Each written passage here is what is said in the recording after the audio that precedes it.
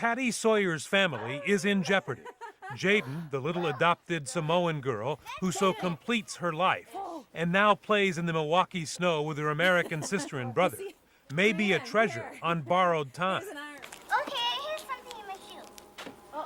She's just one in a million. So when you ask what she has brought to my life, it's like she fulfills it. She fills in that certain spot that felt like it needed to be filled in, that circle that needed to be completed. Through no fault of Patty's, Jaden was virtually stolen away from her Samoan family by an overzealous adoption agency that promised parents on the Pacific Island their kids would be educated in America by loving families, but allowed to visit while they were studying until age 18. On this side of the world, a totally different story.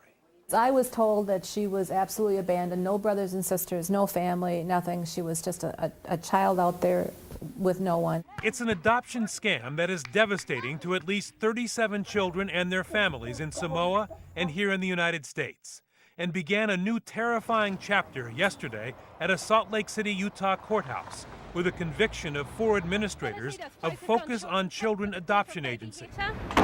American adoptive parents now worry the next step could be the loss of their new loved ones.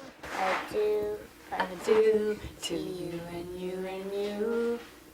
I can't sit and look at Jaden and wonder if I'm going to have her today or tomorrow or the next day, or if someone's going to come and grab her away. Patty Sawyer is hoping to convince Jaden's Samoan family to let her finish her education here, visit home, share her life with 2 sets of parents. But she knows her birth family has fundamental rights. Wait to the end of the Jaden is with me, so my concern more is how do I keep that connection going with Jaden and her family?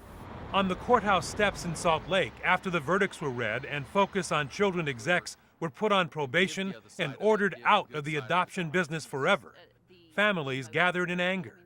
They stole children, and one of them is mine. Father Mike Nyberg has already given up his daughter when he learned that she had been stolen from her family, tricked into sending her to America. He took her back to Samoa for a painful and now lasting reunion.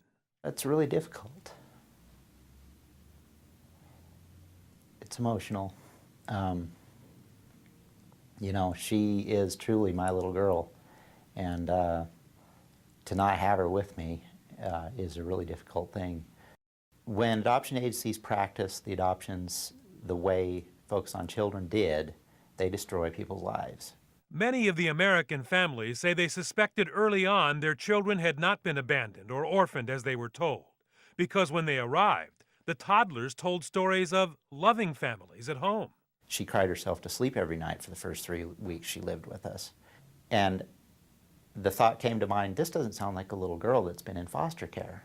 The original charges against the agency were felonies, but in the end, the plea bargain left only misdemeanor convictions for those who inflicted such heavy pain on families now in legal limbo.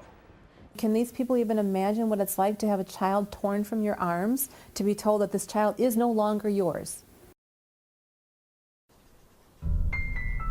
It happened on an early April morning, 1984, the town of Medford, Oregon, here on a quiet street. In this house, outside stillness, inside a complete horror. Here, the transcript of a young woman and a frightening 911 call. 16-year-old Jody Gilley calling from a neighbor's home, telling the dispatcher the gruesome truth. My brother beat my mom and dad and sister to death with a baseball bat. She cries into the phone saying, I was upstairs in the bed. 18-year-old Billy Frank Gilley Jr. had murdered his highly disciplined, fundamentalist religious parents. And then when his 11-year-old sister Becky discovered him, killed her too. The only survivor, his sister Jody. The crime shook the town to the core, Billy admitting the murders, saying he killed his parents to protect Jody.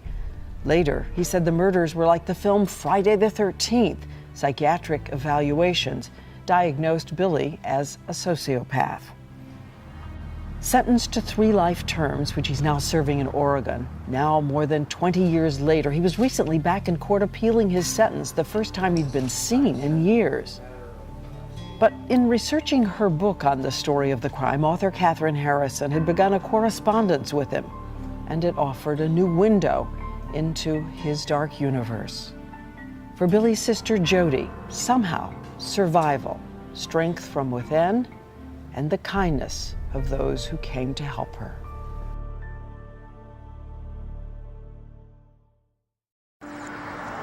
There would be no milkshakes that afternoon. The two cousins were lured into a car and taken against their will to this house, where they're held prisoner by a man who tells them to call him Daddy. Daddy? You can't even look at his picture. Daddy is actually Derek Willoughby, a pimp who goes by the street name Machiavelli, after the legendary master of manipulation.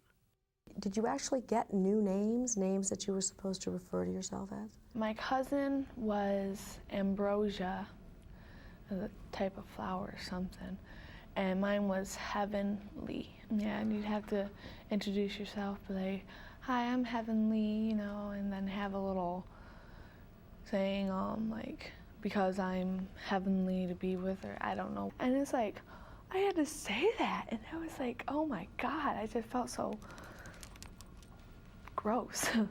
They are being held captive just a few miles from home and are never left unguarded. You just want to break down and cry. You just want to, like, you know, die. For a week, the girls are forced to have sex with strangers at a strip of Toledo motels.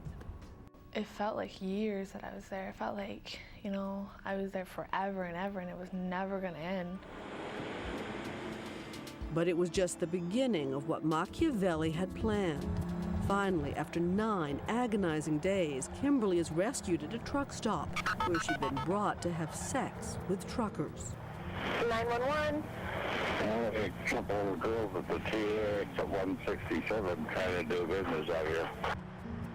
But before police can rescue her cousin, Machiavelli takes off with her back to the house where he'd kept them prisoner.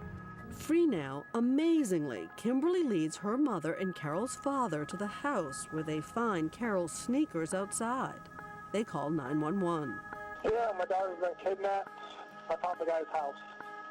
Their cars are home. After 40 minutes, they hear Carol's cries, but still no police. She's upstairs! My niece is in his house! I hear the cops! Where I am! And an hour and a half after the first 911 call, police are still nowhere in sight. Ma'am, where are you? Downing! Downing?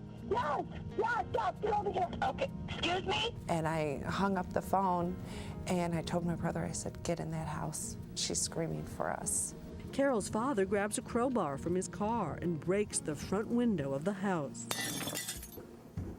He went running upstairs and I went running behind him and he tackled the guy and I didn't see my niece and the window was open. They threw her out the window, out of the second-story bedroom window. Then a neighbor calls police. Oh my God, she's hitting him with a rock or something. The guy's sitting on him and then the other people are beating him. Derek had blood on his face, and he was holding my uncle down.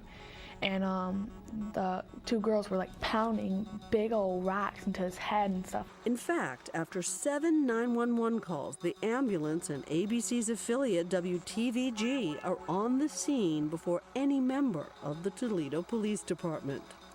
The father on that individual day probably did what any father would do. We asked Toledo Police Chief Mike Navarre why in the world it took so long for police to respond. We answer about 1,000 calls for service every day.